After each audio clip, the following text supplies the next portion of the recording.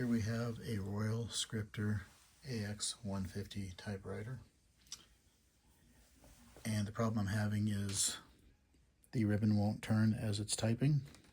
So you can see it's just one character there, and this just does not turn like it should. If you have a solution for this problem, please leave it in the description. I would appreciate that.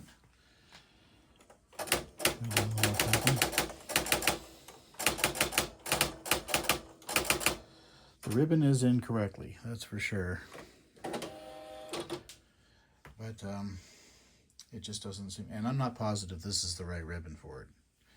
But apparently it is. It came with that ribbon, but I purchased it used. So, like I said, if you have a solution for me, please leave it in the comments.